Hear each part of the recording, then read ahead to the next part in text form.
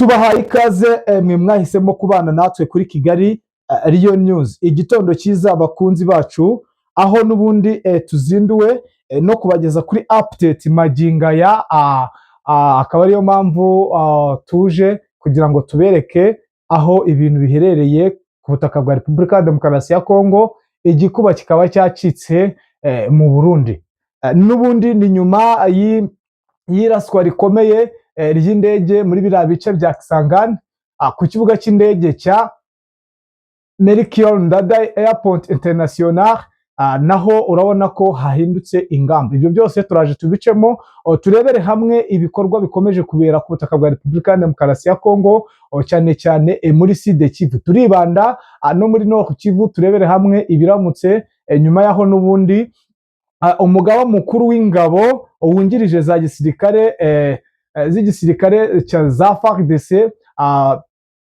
nyuma yaho n'ubundi hakozwe ibikorwa muri biriya bice, naho hari ingabo akomeye yatangaje, aho magingo aya aherereye i Beni mu itegurwa rikomeye ryo guhashya M23. Turinjira ku mirongo y'urugamba, turebe n'ubundi uko byifashe mu bice bigiye bitandukanye muri Sud Kivu. Byinshi kuri ibyo ni ukudukurikira ukasobanukirwa, ariko reka mbanze nshimire mwe mwahisemo kubana natwe. Ikindi kandi namwe muje bwa mbere, nta kindi musabwa kugira ngo mubane natwe ni ugukora kuri subscribe, like, share, bityo namwe mukaba abanyamuryango ndetse ukajya ubonera updates ku gihe. Reka mbashimire mbifuriza amahoro y'Imana kuri uyu munsi n'ubundi wa kabiri tariki ya 3 z'ukwezi kwa 2026, aho tugiye kugaruka ku bikomeje kubera ku butaka bwa Repubulika Iharanira Demokarasi ya Kongo. Bwa mbere reka turebere hamwe ibiri kubera ku kibuga cy'indege nyuma y'aho n'ubundi hari urwikango rukomeye i Bujumbura, ubona yuko ibintu byahindutse ku rwego rwo hejuru. Ni nyuma y'aho n'ubundi hakozwe ibitero karundura byagiye bihungabanya umutekano muri Sud Kivu, cyane cyane mu gace ka Minembwe, aho abaturage batari bakeya abahakomerekeye. Ibyo byose byabaye nyuma y'aho n'ubundi leta y'Kinshasa ifatanije na leta y'u Burundi, aho batangiye kugaba ibitero bikomeye cyane.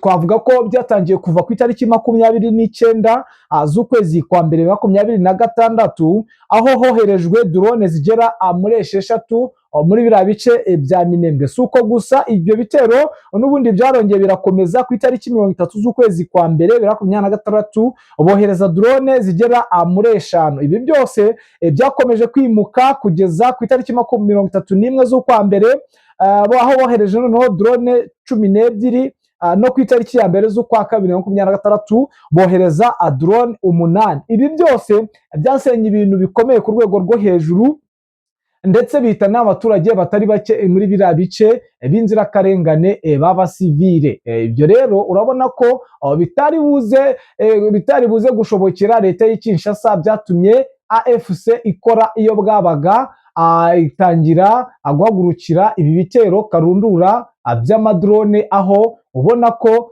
umuti wari wavumbutse, ndetse ubona ko hari icyo byatanze magingo aya. Urabona ko ibitero by'indege bisa nk'ibyagabanutse. Ni nyuma yaho n'ubundi aho ibi byose byazuriye, ndetse bikagaragaza impinduka zikomeye ku rwego rwo hejuru.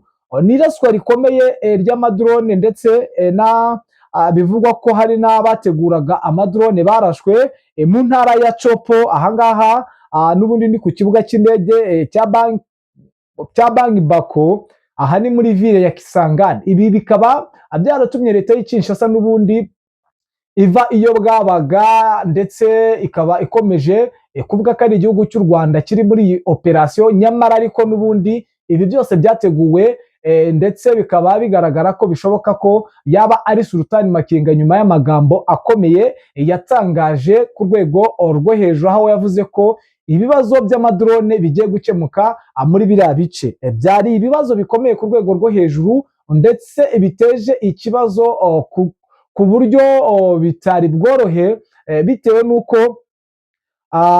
byari bimaze gushegesha abaturage batari bake nyuma n'ubundi y'aho imirwano ikomeje kugenda ibera. Ibi rero bikaba byatumye leta ya Burundi ikora iyo bwabaga, ikaba yasenya ikoranabuhanga muri biriya bice n'ubundi byo ku kibuga cy'indege Melchior Ndadaye International. Bakaba bashatse buryo ki barimo nko kubaka irindi koranabuhanga, bivugwa ko n'ubundi ku ikubitiro hari buhite hajyaho igihe kibuga cy'indege cya Bujumbura. Bikaba byateje ikibazo ndetse ku munsi w'ejo Rwandair yashatse kugwa kuri buriya butaka birangira kuri kiriya kibuga cy'indege nyine ubundi cya Melchior Ndadaye International Airport, birangira nyine itahaguye bitewe n'uko bitari bukunde. Urumva ko bisa nkaho bitoroshye kugushayo indege.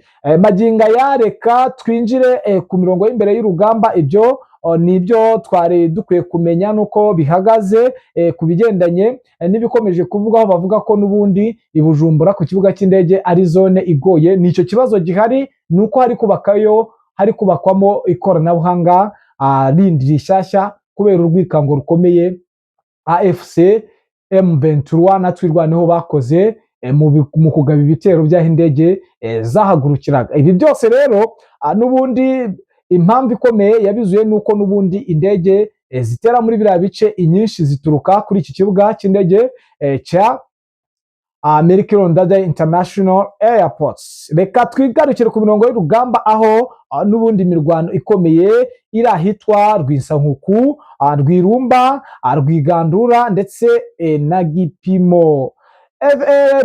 Twirwaneho urabona ko ikomeje kugenda yitwara neza, nubwo bitoroshye bitewe n'abasirikare benshi bari muri biriya bice, aho nakubwira ko n'ubundi ku munsi w'ejo hakozwe deployments ya brigade ku basirikare n'ubundi bagera mu 12,000 boherejwe na TPDF. Ubwo nabakubutse muri Tanzania akuza gukomeza gucunga umutekano muri biriya bice. Biragaragara ko ndetse biranemezwa ko imirwano itari kuba yahagarara bitewe n'uko FDNB, FARDC ndetse n'abasirikare ba Tanzania bakomeje kotsa igitutu MLDP Twirwaneho bitewe n'uko bashaka kuba bayambura ibi bice, cyane cyane ibikomeje kugaragara ko ari igice gikomeye cyane bita Puwezero. Ariko ni mu gihe bakeneye n'agace ka Mikenke, bivugwa ko harimo amabuye y'agaciro yo ku rwego rwo hejuru, ariko ubona ko abenshi bavuga ko atari amabuye abajyana, ahubwo ari umugambi wo kuba abarimbura bari abaturage bo muri biriya bice bo mu bwoko bw'abanyamurenge. Ni imirwano rero ikomeje kuba, ndetse magingo aya ikaba ikomeje guteza ibyago bikomeye ku rwego rwo hejuru. Ibi byose n'ubundi birasa nkaho byateje ikibazo gikomeye cyane, aho nakubwira ko n'ubundi ubona ko bikomeje kugenda bigaragara ko hano hari imihanda n'ubundi ya za Gishegwe, naho imirwano isa nkaho ibiri bitewe n'uko AFC iba ishaka kuba yafungura zino nzira, ariko ntago byaza kwikunda cyangwa ntibyayishobokera bitewe n'uko n'ubundi abasirikare baturuka mu gace ka Uvira bafunga muri biriya bice, kuko bamwe baturuka muri iriya nzira nyine uva Uvira kugira ngo bakomeze gufunga ino nzira ihuza umujyi wa Uvira ndetse na Minembwe. Ni ikibazo gikomeye cyane gikomeje kuba ku baturage bo mu Minembwe, aho magingo aya kubona aho bagura ibisanzwe nko guhaha ari ikibazo gikomeye. Ibyo byose kandi nubwo biri kuba ni ikibazo gikomeye cyane gikomeje kugaragara, cyane tuwaka itari yaboneka magingo aya. Waba ari aho yaba ari hose atabona uburyo yohereza wenda n'umuturage udafite ubwinyegamburiro uri muri biriya bice biri kuberamo imirwano ikomeye. Reka tugaruke rero hano n'ubundi mu mujyi wa Uvira aho ibintu byabaye ibindi. Mu mujyi wa Uvira biragaragara neza ko M23 yaba ishaka kuyigarurira kandi bidasubirwaho, nyuma yaho n'ubundi igaragaje ko imirwano yari yashakaga guhagarika leta y'Kinshasa itabyemeye, ndetse na leta y'I Burundi. Ibi byose bikaba bigaragaza impamvu ikomeye yuko n'ubundi igisigaye ari ugutabara abaturage, kuko n'ubundi uno mujyi wa Uvira AFC ijya kuvamo yari yavuze ko hagomba kujyamo abasirikare badafite aho babogamiye ndetse bakarinda umutekano w'abaturage. Ibi ngibi n'ubundi iwuvamo ntabwo byigeze byubahirizwa, kuko hahise hagaragaramo abawazarendo n'aba FDNB ndetse na FARDC n'abacanshuro muri uno mujyi. Ibi ngibi bikaba byarakururiye akaga gakomeye n'ubundi ku baturage n'ubundi bo muri kariya gace. Bamwe bakaba barahunze, abandi batari bahunga bakaba babayeho mu bwihisho ku rwego rukomeye. Ariko biragaragara neza ko kandi biremezwa ko n'ubundi hano mu dusozi twa Tema ubona yuko M23 ikomeje kuba yagerageza buryo ki yakwinjira uno mujyi wa Uvira, bitewe n'uko